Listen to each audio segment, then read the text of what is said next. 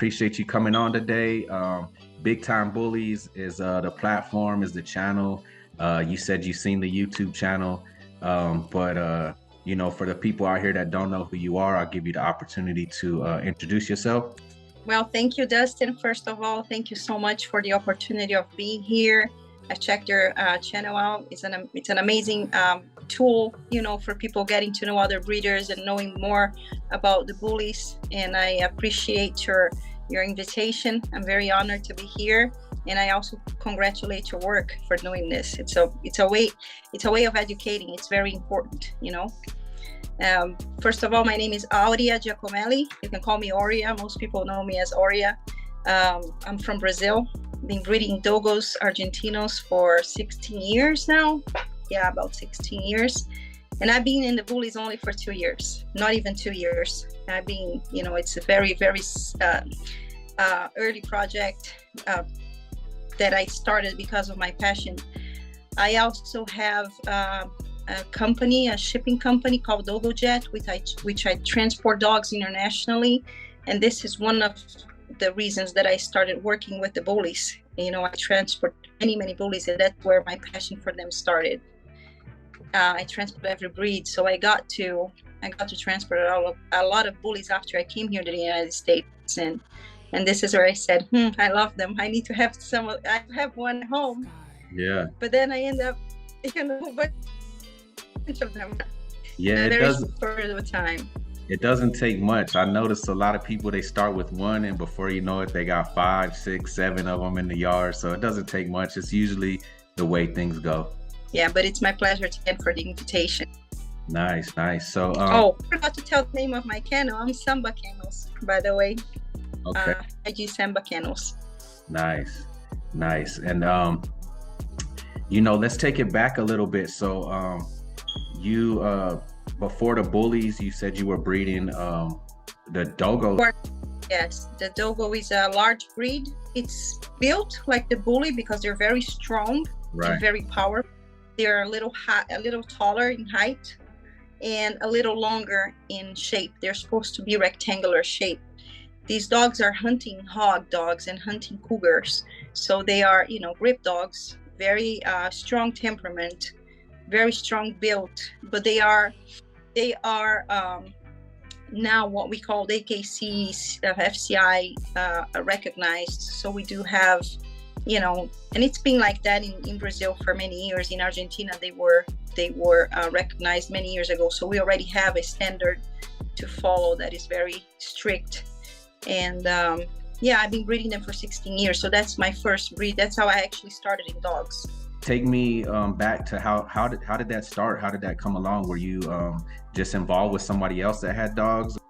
Actually, when I was a child, I had 2 pets. They were Rottweilers, and I always loved big dogs. You know, my brother had big Rottweilers, and I always loved bigger dogs that are stronger built, and I always felt protected by them.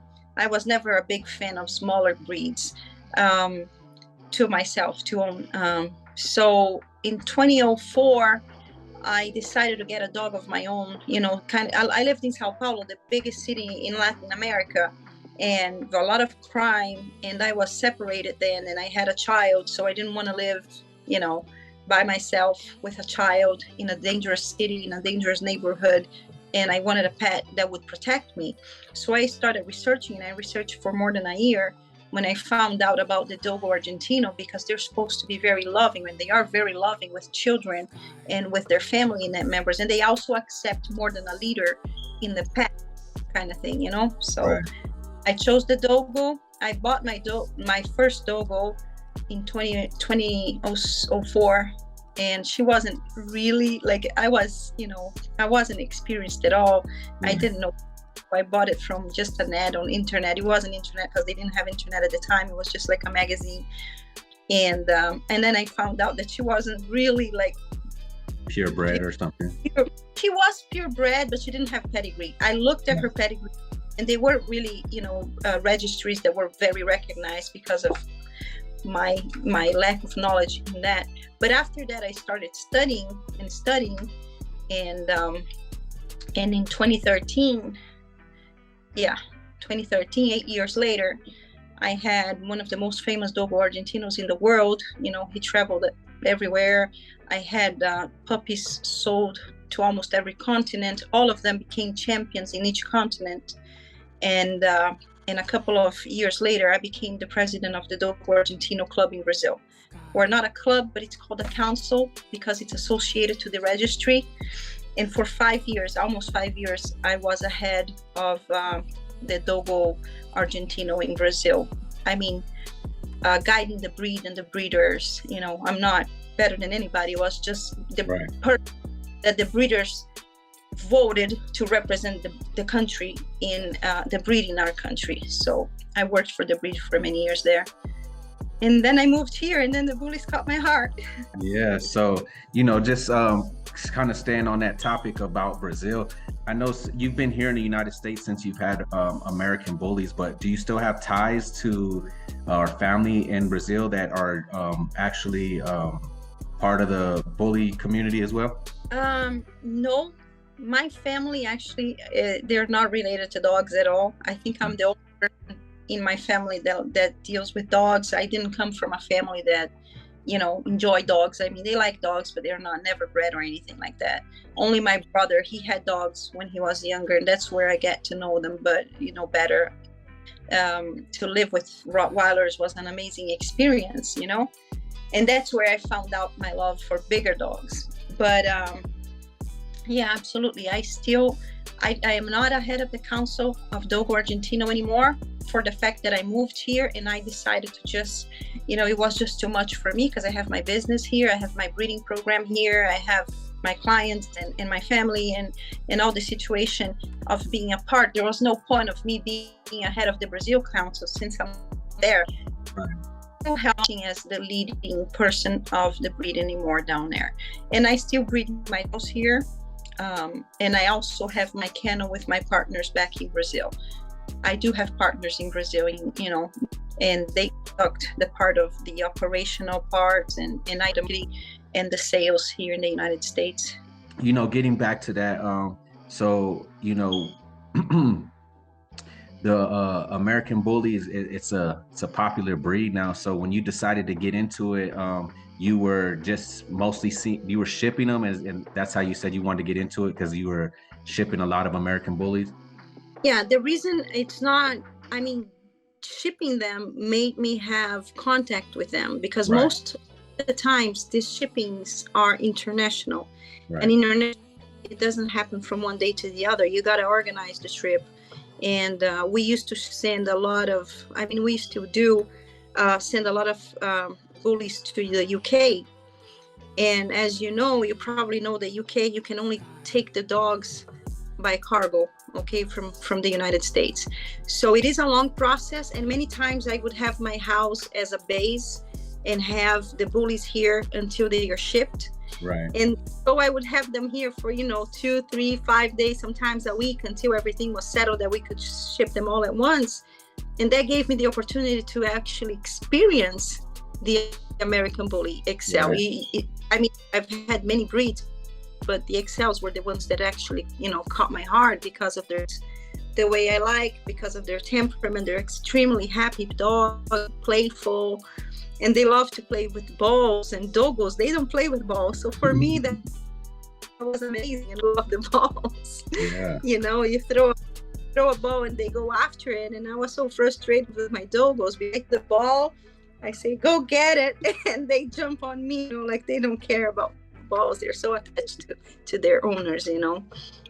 Which is great too, just personally. So when you were looking for a bully to purchase for yourself, when you wanted to start your program, what went into those decisions? It was a funny story. One of my clients, one of my transport clients in Brazil, was looking for a dog to import to Brazil. And that was Lucas Pitt from Lucas Pitt Kennel.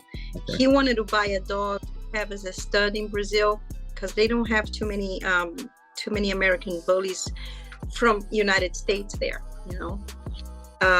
So I started my search, and I remembered one of my friends and breeders in Brazil, Lucas Pitt.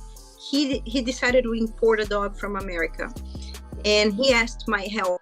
So out of all of the dogs that I had, some of the dogs that stayed here with me, I really liked kennel in Cincinnati. That's top Excel bullies from Cincinnati. And I remember that he had a litter. He had a litter that wasn't too, but they were not too old. So I talked to Lucas and I said, hey, I have a friend here that's got a litter. And I helped him, because this is something that I also do, especially because of the language barrier.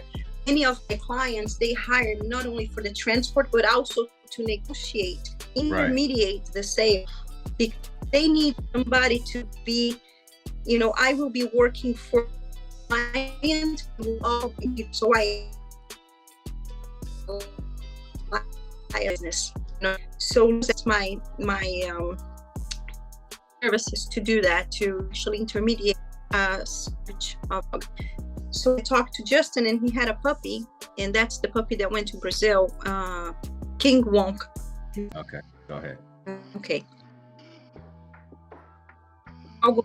That is it. So I told Lucas that I knew a breeder that had puppies. I talked to Justin. We organized the sale. I took the puppy to Lucas.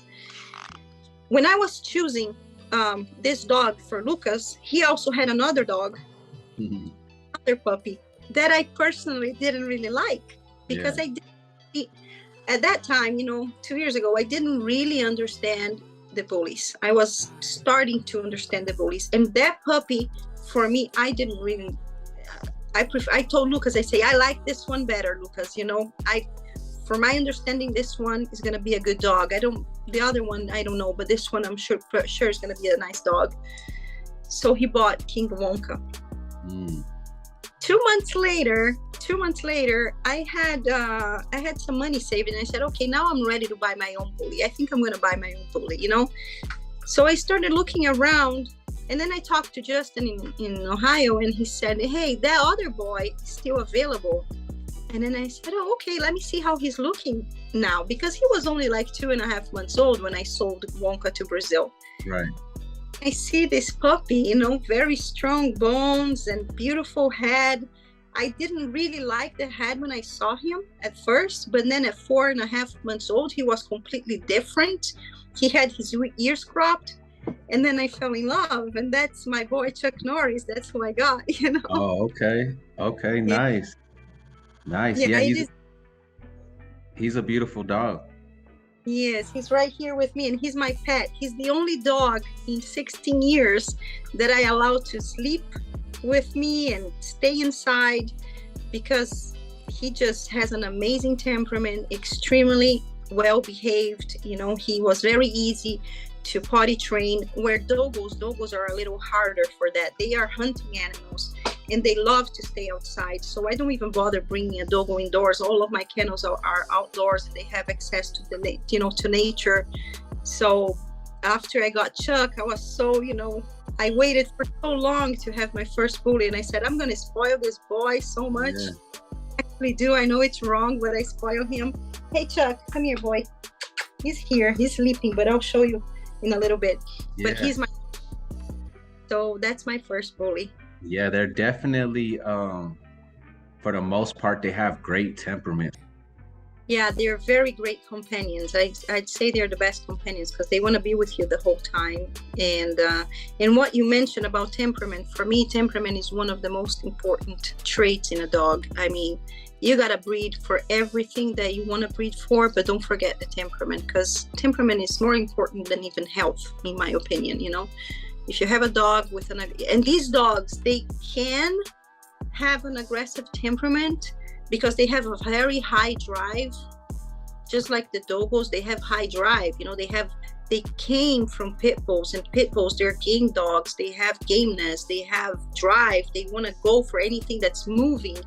And if they are not, if that drive is too high and you don't know how to deal with it, you might have a problem. But in general, I see that bullies have a great temperament. I am a little bit more concerned about my dogos. When I sell dogos, I have to make sure that I qualify the family or the new owner, because I do not sell my dogos just to anybody. Dogos are not for just anybody. You have to have strong, firm voice and firm presence in order to own a Dogo Argentino, because they are a grip dog.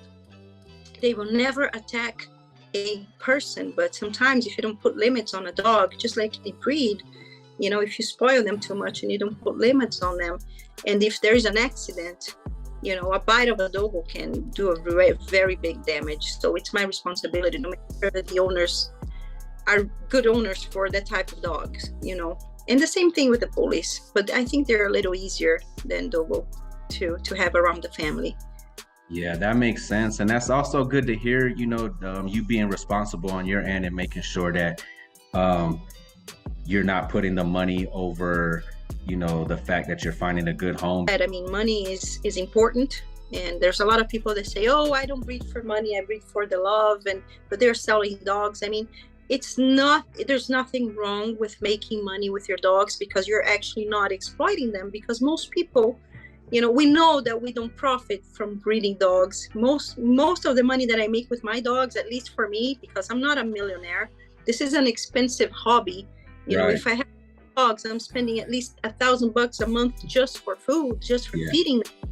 So it is an expensive hobby, and I'm not, you know, I'm not in this game just to spend money. I love making money like everybody else does. So I think it's just important that we have to know the limits between breeding for the right reasons, you know, and making money out of it. There's nothing wrong with it. It's important that we do, because it makes us breed better, but we can never put money ahead of other things, because we're dealing with real lives. We're dealing with humans, because, you know, these creatures are going to humans and to other families. So we have to make sure that we're giving them, and it's our responsibility to breed them the best way possible. So temperament is absolutely an important matter. If you have a dog that has temperament issues, and depending on the reasons, you should not breed him, you know, because that will go and that will pass on to their puppies, you know. Well said. I agree with you. Definitely. Yeah, I think with the American Bully, it got so popular, and it almost became something that people think that they can just invest some money in a couple of dogs and then start making a whole lot of money. But when you talk to people that have bred dogs for several years, they'll tell you that, you know, it takes a long time to build up clientele. And also, you know, just most of the people that are making money just started off doing it as a hobby, and the money came later. Yeah, absolutely. The money comes. I mean, it's part of the deal. I mean, especially with the prices of these dogs. But don't forget, you know, vet bills are extremely expensive out here. Good quality food is expensive, you know.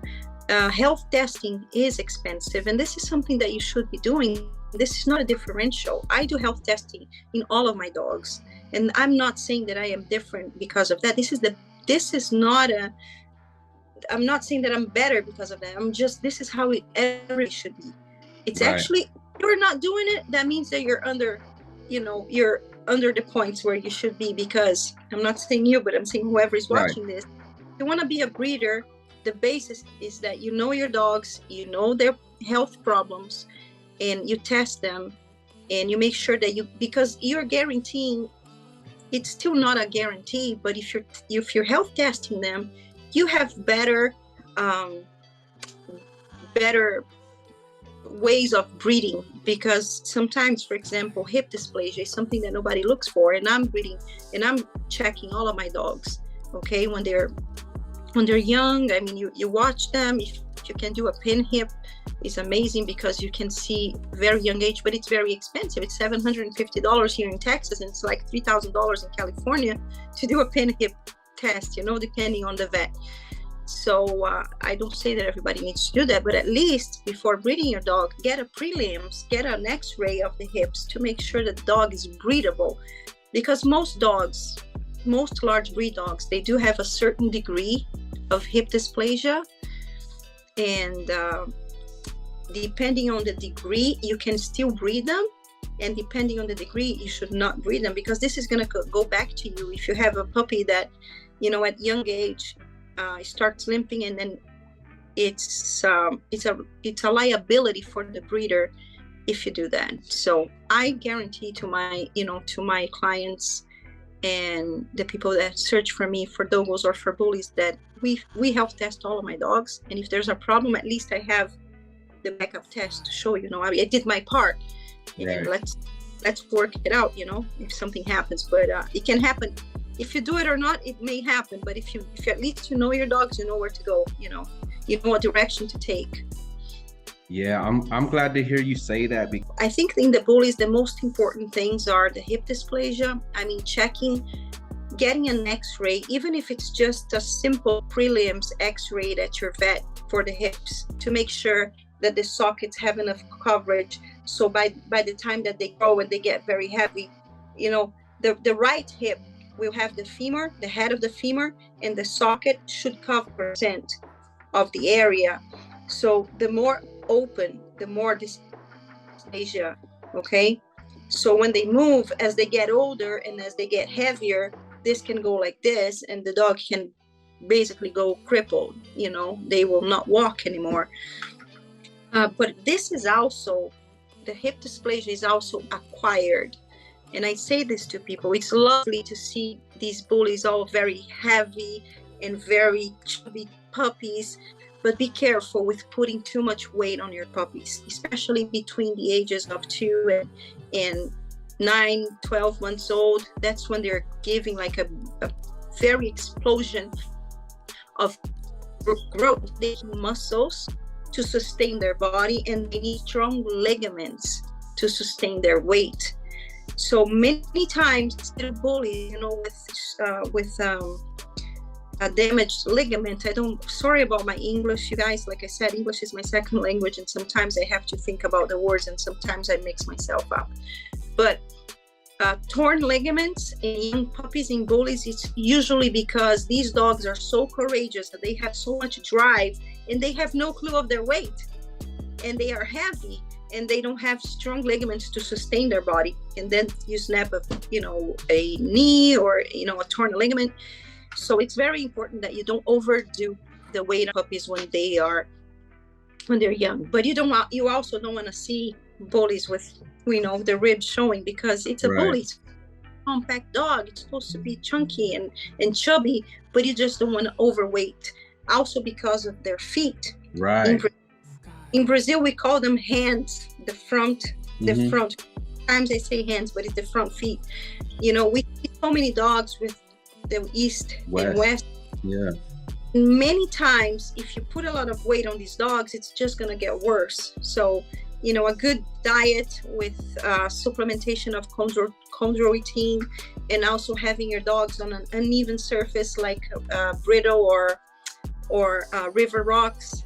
Having like a runner with river rocks, that helps them to just put their little toes together there and fix a little bit of it doesn't fix the problem totally. It will fix for the individual, but you have to keep in mind that that individual already has that, so it will probably pass it along to the offspring. So choosing a pair that's going to be correcting is very important. But if you want to fix your dog because your dog has yeast in that kind of feet, maybe lower down the weight, supplement with chondroitin, and have him exercise on an uneven surface, basically with brittle or the river rocks. It's just an idea. So the health testing basically is the hips. Going back to the health test, sorry, I sidetracked.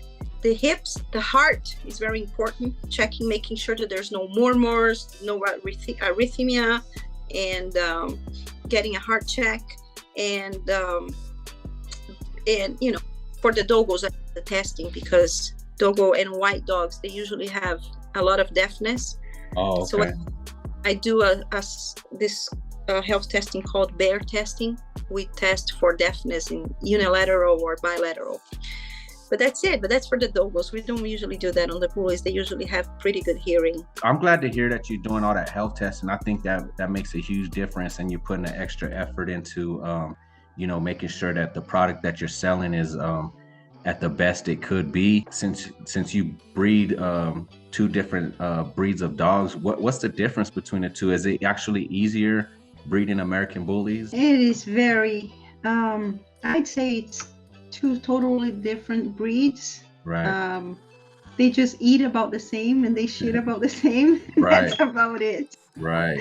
Because they're big dogs. I mean, we were talking 100, 85 to 100 and 130 pounds dogs, between the breeds there. I have Dogos that are 110, 115. I like the bigger Dogos. Right. I'm not very fond of, the hunting dogs, they're usually smaller because they have to be smaller. They're faster and they're more agile, but I do more show dogs, and we actually have number 1 and number 2 Dogo females in AKC. We won Westminster Dog Show last year, number 1 and number 2 females. So I focus on conformation, and I focus on shape and state of mind. My dogs have to be very balanced minded, and because, like I said, Dogos are dangerous. They can be dangerous, so we have to have balanced dogs. And my dogs are usually very, very good temperament. They're very easygoing compared to other ones that I've seen.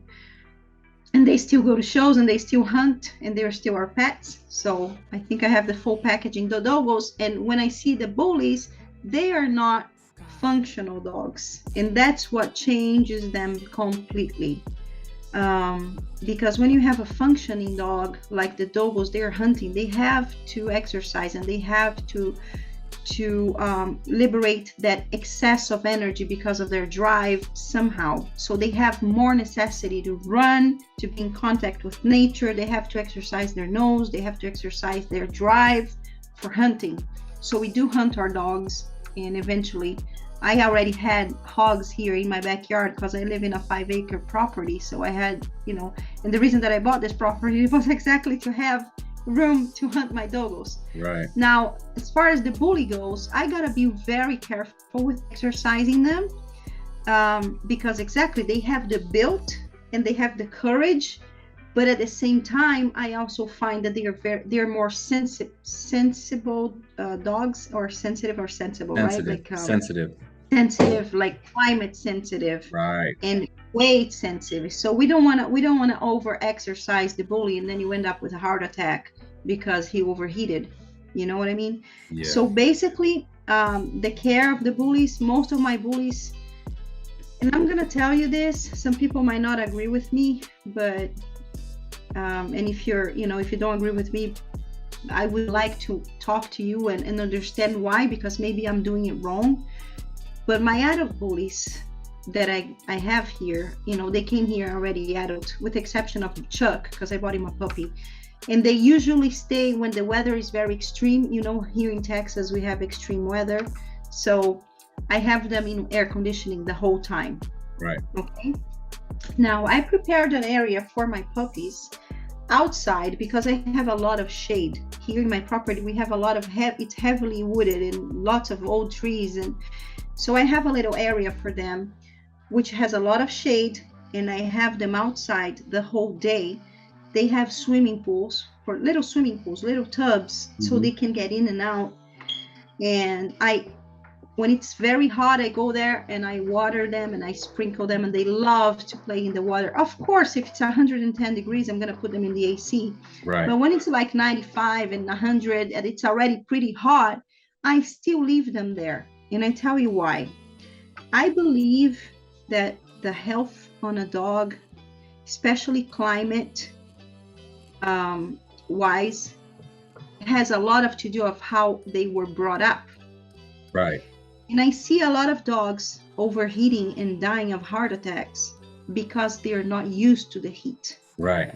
So I decided that in my program, my puppies will grow, and it's actually coincidence that we had a litter. My last litters were here just prior to summertime. They were born end of April. So they are getting used to the heat since they're born. I'm exposing them to the heat the whole time. Of course, I don't overdo it. I have a room with AC if I need to.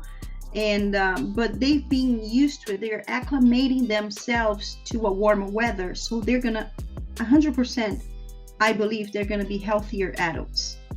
They're not going to suffer with the heat, because usually adults suffer more with the heat than puppies. Right. Unless they have, conditions like preconditions, like heart conditions and stuff like that. I have seen puppies died of I have not have seen, but I have heard of puppies that died because of overheating. Their hearts weren't ready. Their cardio system is not appropriate, and that was not an issue just because of the climate, but probably because the puppy was not healthy.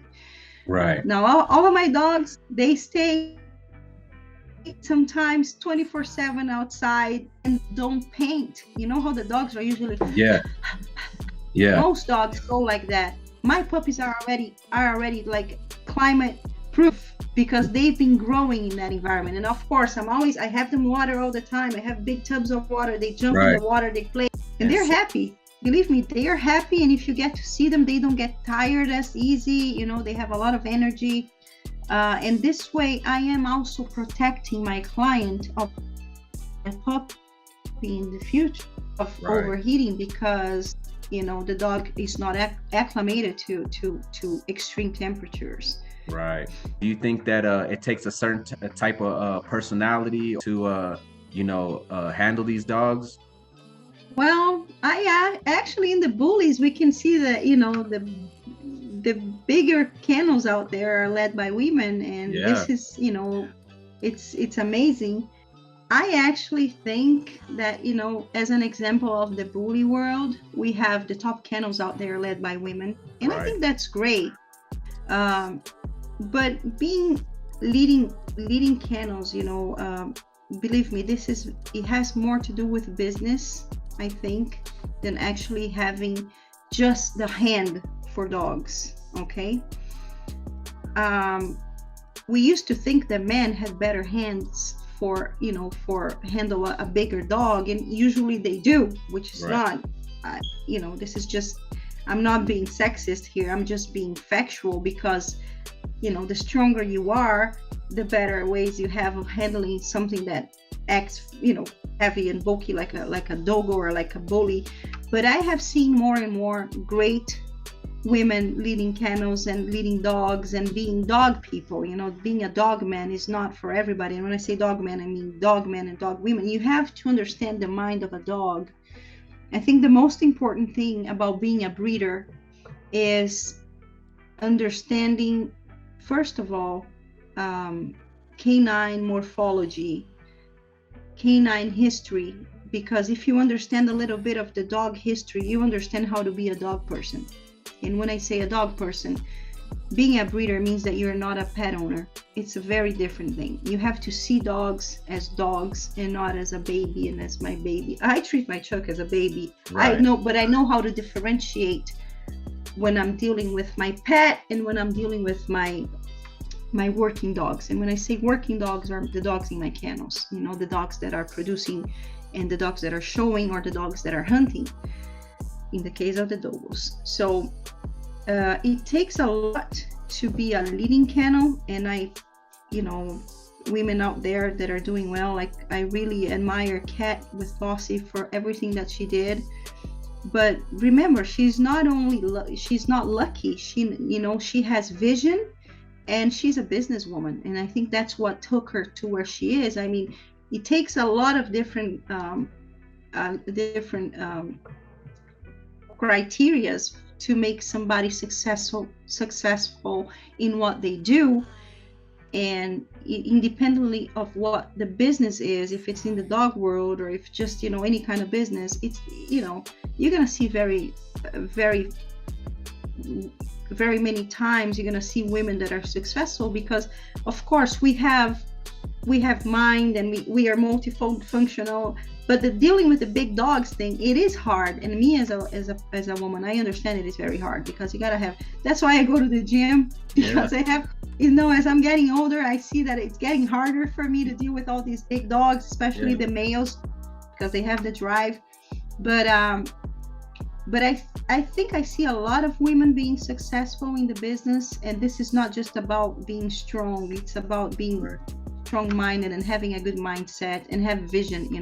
Have vision for what dogs are and how to select and how to understand the business, because, you know, believe it or not, it's a business. It's all about business. It's all about how to treat and respect your dogs, and how to respect your clients, and how to conduct the breeding in a way that is successful, because breeding is difficult. And like I say to everybody, you know, every time people, I do a lot of consulting for new breeders, and when they ask me, what if I have a problem?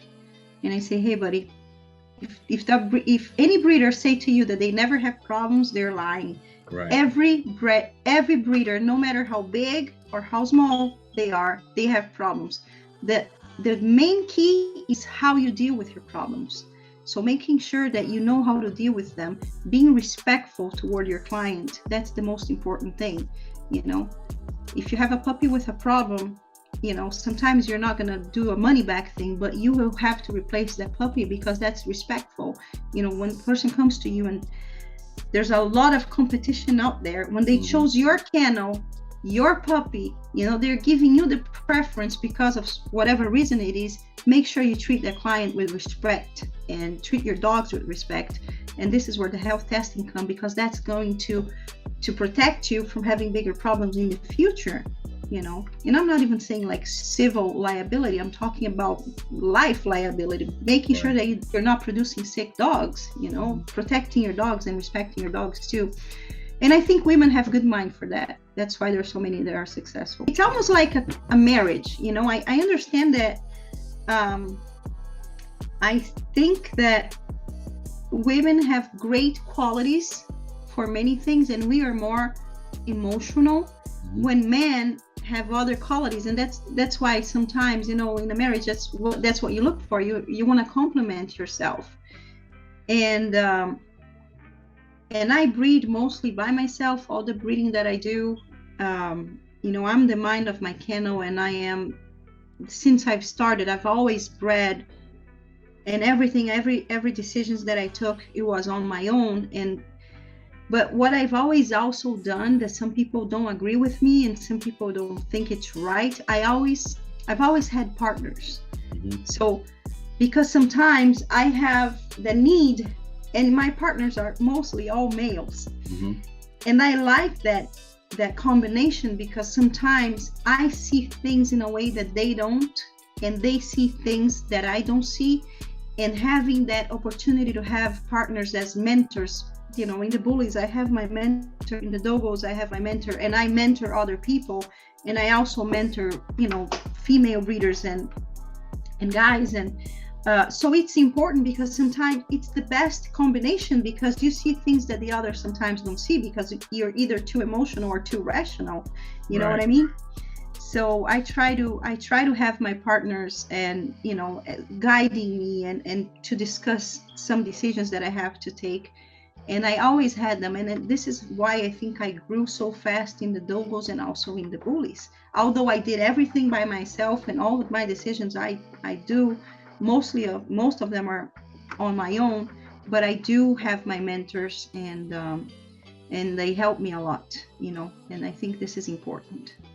Yeah, I think it's very important to have mentors, because I've been speaking to a lot of breeders that have been 15 years plus into the breeding, and they all mention mentors. Yeah, absolutely. And no matter how much you think you know, you never know too much. You never know everything. You know, I'm on a learning process every day, even in the dogos. You know, sometimes when I'm teaching, I'm learning.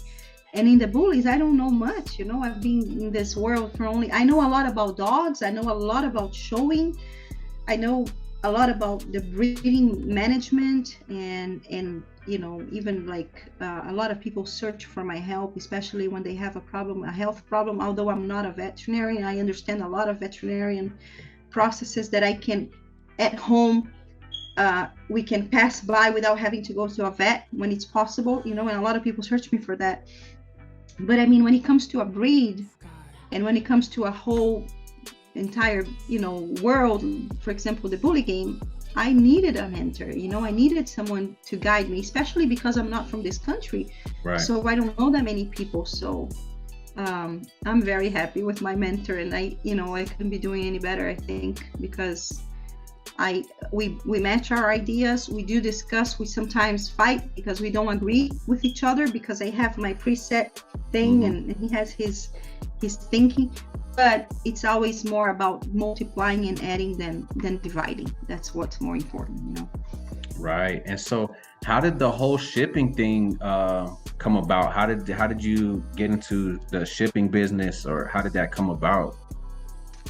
Okay, let's go back to 2013 and Dogo Argentino. I'm gonna show you a picture now of Manchai Verdes Pampas, my dogo that was like one of the best dogos I've ever had.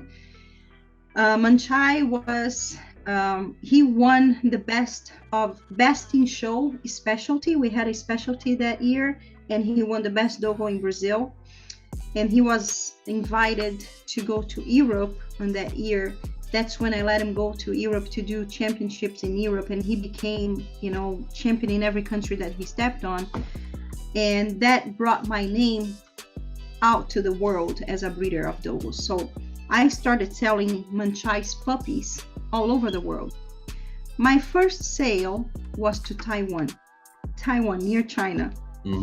Very small island, rabies free, very difficult to get dogs into. It's almost like Australia or UK.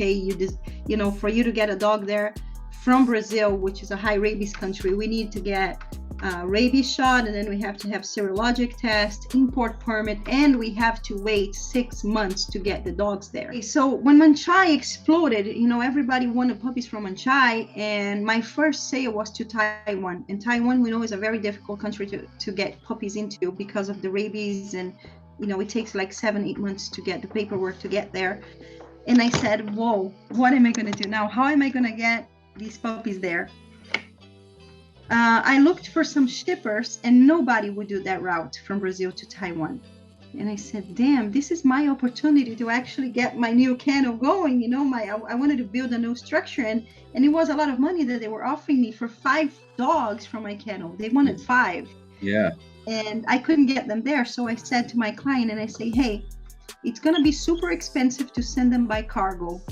Is it possible that I land there with those dogs? And he says, yes, it's possible, but it's a long process. And I said, okay, if you save money on the cargo shipping, would you be willing to help me? And I will take the dogs there for you myself.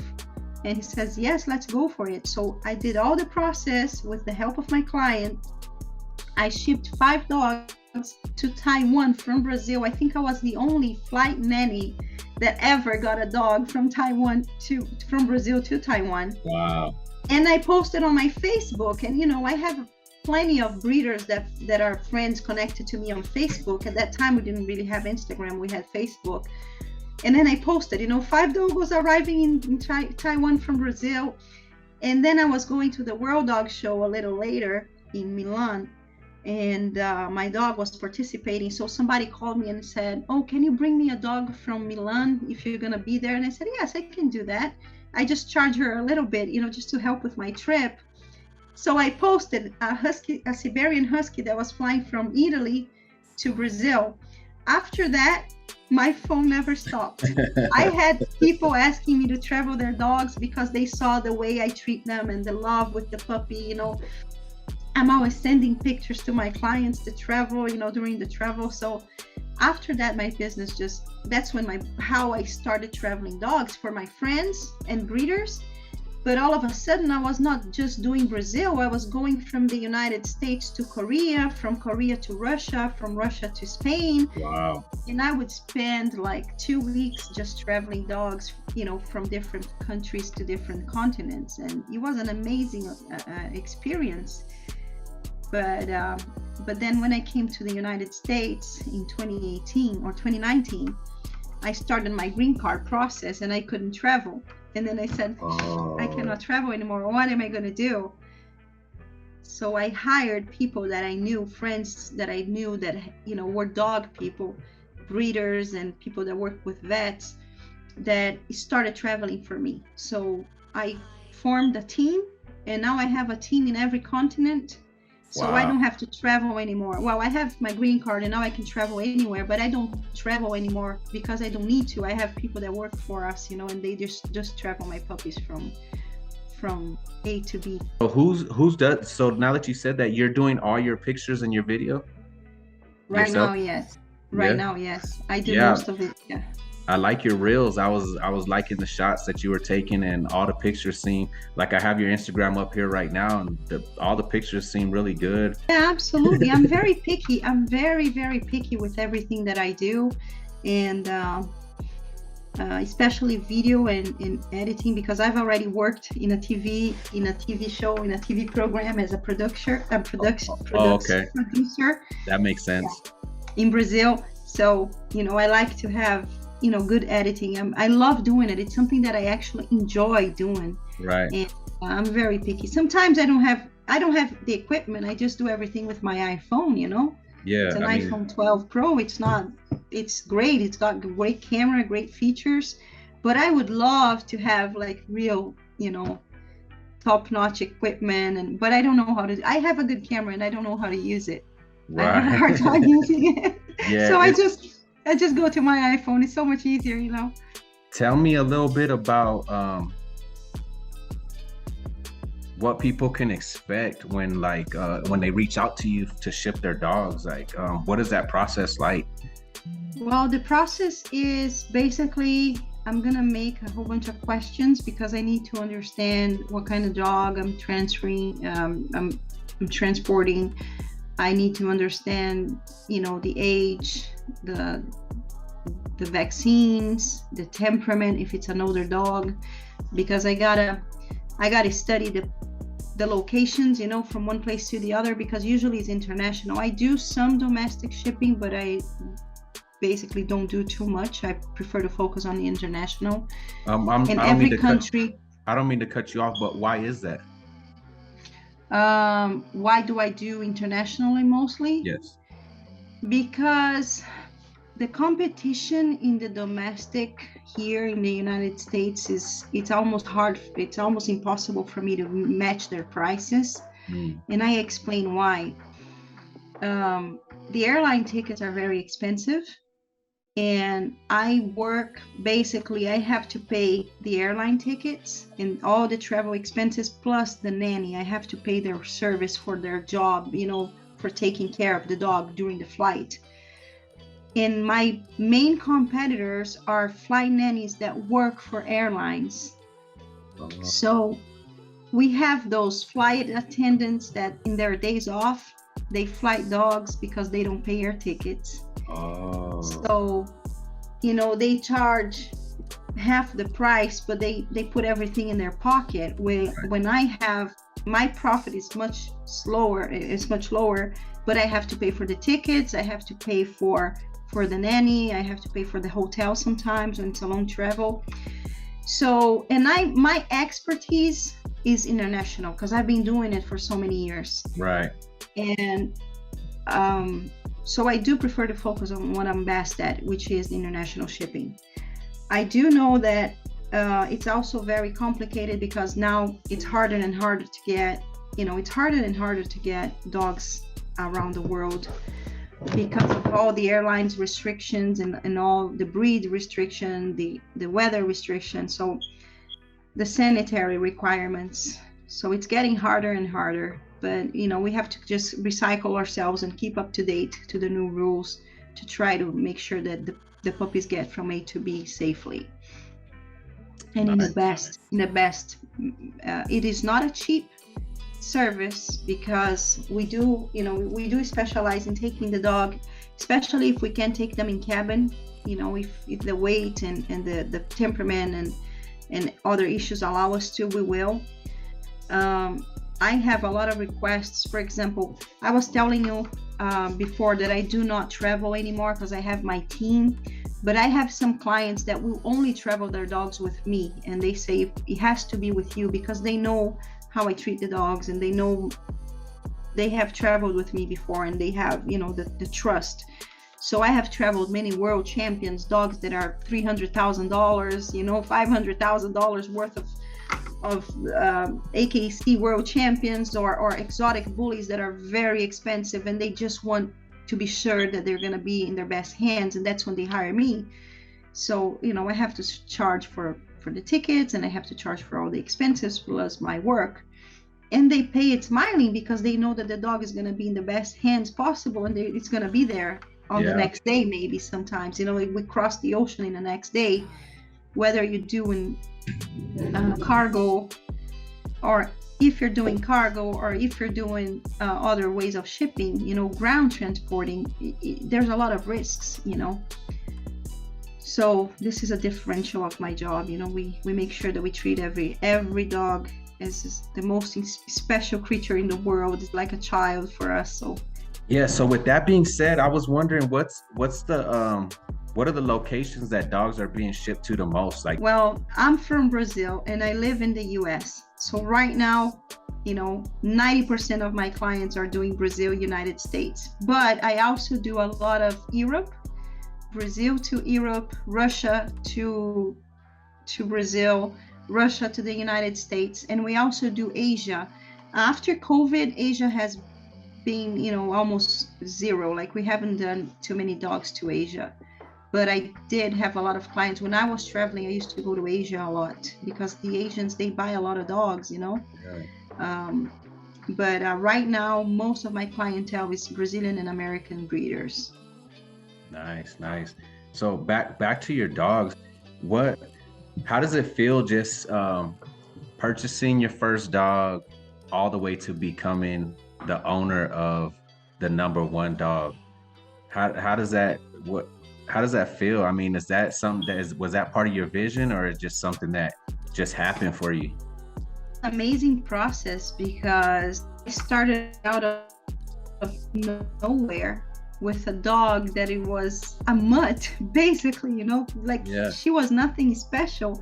She was just a dogo, but she had no papers. Yeah. But I think that I truly believe that whatever you put into your mindset, whatever you want real bad, you can get it. And this is how I work everything in my life. If I want something, I'm gonna go get it. So because of my passion for this, I started studying and getting to know people and visiting. And I think that most important for you to grow as a breeder is getting to see other dogs, being in touch with other dogs. And the process of my ship company also helped me. You know, I was traveling the world, and I in 7 years until I moved here, I had delivered more than 500 dogs in 42 countries. Wow. In the first 7 years of my business. That was, you know, until 2018. And every time I used to go to a different country, every time I delivered a dog in a country, instead of going sightseeing, I would go to visit Dogo Kennels. Right. So I was always visiting kennels and talking to people and getting education and getting educated about the breed and analyzing how breeders were doing their different programs and trying to extract what I absorbed, what learnings that I could, as much learning as I could. And I think that's what made me grow. But also, you know, like I said, I have a good bloodline. I chose to partner up with dogs. You know, the dogs that I use in my program come from an amazing bloodline, and this is what I focus. I knew what I wanted to reach, and this is what I breed for, and that was my goal. So visiting all those kennels, getting all that load of information, and then applying to my breeding program, you know, that made me become who we are. Not me, but me and my partners, because my partners have, you know, a great deal on this too. We do everything, all the decisions together, and all of a sudden we have, you know, the number one and number two females in America. I mean, that was a big deal, although the quality of the dogos here in the United States is still pretty low compared to other countries. In Europe and in Brazil, we have, you know, because the breed has been there for longer. Yeah. But it is a big deal. I mean, to get where I got to, and I'm very, very, very fortunate to say that, you know, the all these prizes that we got, and the recognition. I mean, we've always been very, very recognized as great breeders in this breed.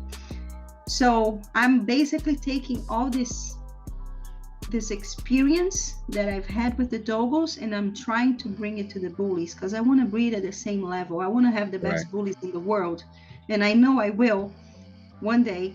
It's gonna take time because you know, it's a newer breed and I'm still learning, but that's my goal. And when I say the best bullies, it's not that I want to be the most successful in the world. No, it's different. I want to have in my backyard the bullies that I see and that I love, with the traits that I want, and I want to have them not only beautiful, but I want to have them extremely healthy dogs, and you know, with all the traits that I think, and morphologically correct dogs, because also the conformation has a lot to do with health. You know, you having correct dogs makes them healthier, makes them live longer, you know. Yes. So I'm looking at a picture on your I believe it's your Instagram, and it's this. Right. Yes. No, that is not my dog. That is not my dog. This is a dog. That is not my dog yet. This dog, I have had my eyes on him. Actually, my mentor, and I want to say hi to Mike Thomas from Florida State Bullies. My mentor's been guiding me for the past year, you know, and he was the one that showed me this dog, and I thank him for that, because he comes from my country, this dog. And when I saw him, I said, damn, this dog is amazing. Although he doesn't have the collars, you know, I don't breed for collars. Collar is just an add-on, you know. Right.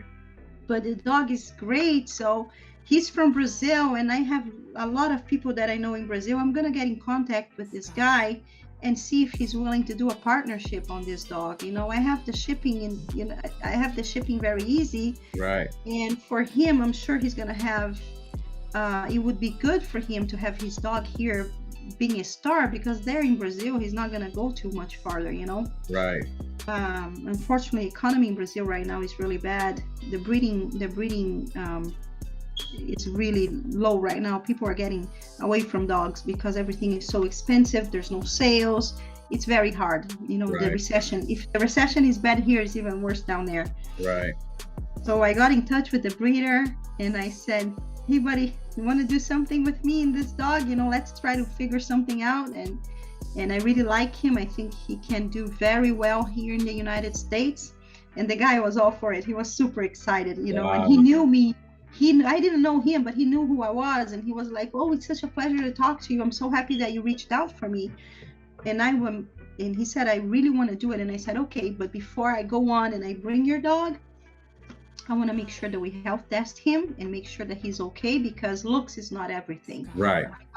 You know, I want to make sure that if I'm selling stud services of Klaus, that I can also guarantee that he's not only a beautiful looking dog and a super bone explosion dog, he's got this massive muscles and bone, but I want to make sure that we're selling a healthy sire. Right. Know? So that's what I'm going to do. He should be coming, you know, as soon as the health testing is done, and as soon as we have a couple of stud lots, we'll be bringing him up. To see that dog in person. So yeah, just keep me posted on that. I'd love to see what happens with that situation. But yeah, tell me a little bit more about. And I'm very picky. Yeah, I know, you told me. Sorry. I'm very picky with dogs. I wouldn't be because what I love about the dogs in Brazil is that most of them have a lot of bones. Mm-hmm. But sometimes structure-wise, they lack a lot of structure, and they have sometimes beautiful bodies but ugly faces, or they have very beautiful faces and not so good bodies. And this dog, he's the whole pack, you know. He's beautiful. He's got the expression that I love in a bully. He's very tough looking. Yeah. And a sweet temperament, which is great. Yeah, I see him with kids. That's, you know, that's always a plus. But tell me a little bit more about your boy, Chuck Norris. He's from Top Excel Bullies. Justin in Ohio. He came here as a puppy. He was my first bully. I didn't know better. I just chose him because, like I said, you know, I was helping my friend in Brazil, and he had this puppy, and I said, hey, is that still for sale? And he says yes. So I bought Chuck. I was in love with him right away, and he just got my heart. You know, he just got my heart. And I was very lucky because Chuck Norris, he turned out to be a very impressive dog. I mean, he's not an overtype. He's not a hyper type like Klaus, for example. He's not extreme. He's not, but he's very correct. Like every dog, he has flaws, and I recognize each and every one of them in my dog, because I'm very, very strict and very conscious about my dog's flaws. Okay. Yeah. I'm not kennel blind. Right.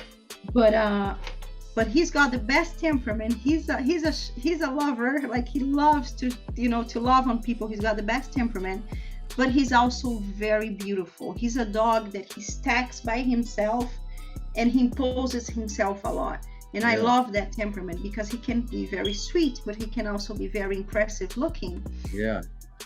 And he's very photogenic. I think Chuck has a beautiful figure, and I love him. I love the fact that I chose him to be my first bully, and I didn't even know he was going to turn out so beautiful. Do you have so are the females that you're breeding, do you own those females, or you're just using him with different kennels or different kennel partners, or you have females on your yard as well? Like I said, I'm very apt to have partnerships. I think it's a great way for both ways to get somewhere. I do have my own dog. She's from Brazil. My first bully female, I brought her from Brazil. I imported her, okay? And I had first litter of her already. She came pregnant with a dog from Brazil. Oh, okay. That was my first litter ever last year. And then I skipped a heat. And then the next heat, we bred her with Chuck. We had amazing puppies. They're growing now. We don't know it's still very young to tell, but I really like what they have produced together. Yeah. And then I had a partnership with Florida State in 2 girls. One of them is still here. The other one is already gone. It was just a deal. We're gonna have just one litter. And oh my God, they gave me incredible puppies, amazing puppies. I'm keeping 3 of them. All of the puppies that we had. Yeah, I'm keeping 3. And I have the 3 males here. And I'm keeping mostly males because I am a boy mama. Yeah. And although I love females, and I think females is what makes your program. Yeah. Good females is what's gonna make your program. But I'm in love with males, and I love having studs, so I'm focusing on the males right now. I'm keeping some males from those breedings. And is that the litter that is in the black tub? Yes, those puppies. Yeah, they are the ones that are still here, and I'm keeping 3 or 4 of them. I haven't decided yet, but I know the ones that I'm keeping for sure. Yeah, they're beautiful dogs. Beautiful dogs. I see that all white one. No, is there? They're all white. The all white was actually sold. She was a girl. She's with a family already. I have a couple of them that are leaving next week. Some of the triploids that I'm keeping there from Champion Future from Florida State Bullies. So what's the future for you as far as the American Bullies? What do you have in mind? What's the vision? Well, like I said to you, the vision right now is having a beautiful team of studs here. Eventually I just had 3 litters, so I'm gonna give myself some time for now because of my job and my company. It's a lot of my business is being taking a lot of time from me. So I think right now I'm just gonna focus on bringing this boy from Brazil, eventually another boy that I find anywhere in the world, and I'm gonna have I really want to have a good set of studs here and keep the girls that I have right now, but I'm not going to be breeding for this year. I hope that this year I'm not going to have any litters, because I had 4 litters at the same time, and that was crazy. Yeah. So I decided to just so I said, no, I'm not doing this again. I'm going to hold on, and now I'm going to focus on a different direction that's not going to take too much of my time as a litter will do, So I have Chuck, and I have this boy coming from Brazil, and then I have my puppies. I have 3 male puppies that I kept that I'm gonna be bringing them, but I also have the bully girls here, that eventually I might breed them again. I just don't know with who. I'm not gonna think about breeding right now. I just want to have you know, these beautiful boys and help other people, make sure that I can mentor some people as far as breeding management, as far as consulting as how to become a breeder, like I've been doing for the last few years. Yeah, and I appreciate you doing that. I think having people out here like you mentoring and just sharing knowledge is very helpful. I think I'm blessed in that way, you know, and just having the opportunity to visit kennels anywhere in the world and be with,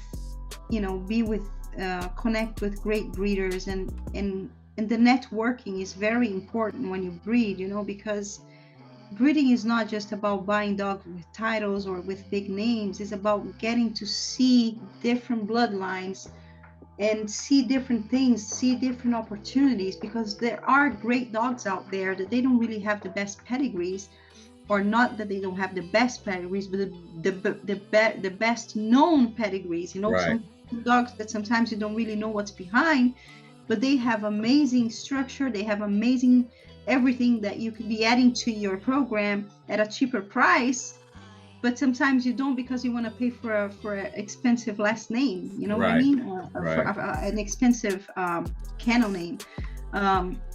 So I think part of breeding is also researching, getting to see different bloodlines, getting to see different dogs, and talking to different breeders, learning, filtering absorbing every information that suits you, you know, and applying to your everyday life in your program. So that's what I try to do.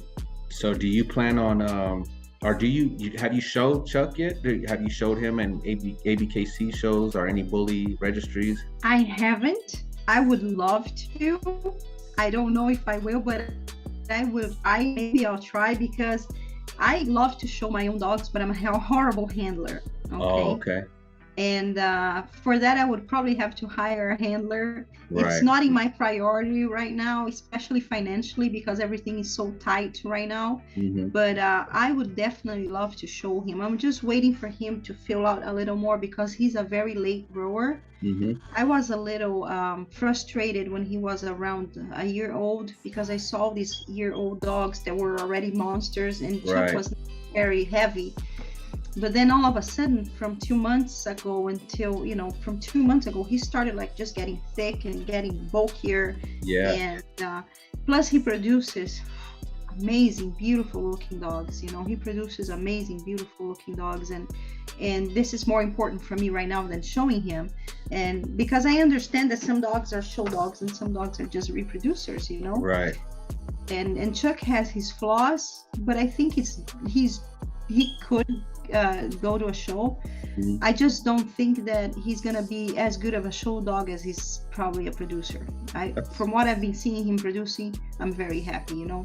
That's But good. I mean, you got to base it off of the dog, and with your experience, you can see what direction you need to take certain dogs. So I can respect that. I'll probably show off his productions, because I know I have already enhanced and gotten his flaws better on his puppies. I can already tell, although they're very young, some flaws that he has. I don't nothing particular, nothing too big, but I can already see. And when I chose the females, I chose females that have better top line, that have better hands, that have better back angulations, because that's some things that I wanted to improve on him. Not that they were bad, but I just wanted better. Mm-hmm. And I can see that there are puppies there that have, they're promising. Hopefully they're going to turn out better than the dad. Right. Well, that's great. I love talking to you. It's a great conversation. Thank you. I'm a fan of Likewise. what you're doing. Is there anything else you want to share with the viewers? No, I just wanted to thank you for the opportunity of being here. Thank you for the opportunity of speaking out, my ideas and a little bit of my past and my profession. It means a lot to me. I hope everybody liked it, and I am very accessible. If you have any questions or anything that I can help you with, my Instagram, we can leave it here, Oreo Giacomelli or Samba Kennels, or my shipping company, Dogo Jet. I'm always accessible. Sometimes if it takes a little while for me to answer, it's just because I'm busy, but I try to answer every one of the messages that I get. It's been a pleasure. It was very nice meeting you, Dustin. You know, we've talked before, but this time we're talking, you know, face to face. Yes. And I appreciate what you're doing for the community. I think it is very, very important, because this is a way you're indirectly educating, and this is Right. the most important thing we should do for the next person trying to breed and trying to do a good job. So congratulations to you. All right, thank you. I really appreciate you coming on, and I'd love to bring you back in the future and just check in with you and see, you know, the progress that you've made and maybe any updates that you have. But like I said before, thank you for coming on. Really appreciate you, and we'll talk to you soon. Thank you so much. We'll talk to you again, and I hope to be back soon too.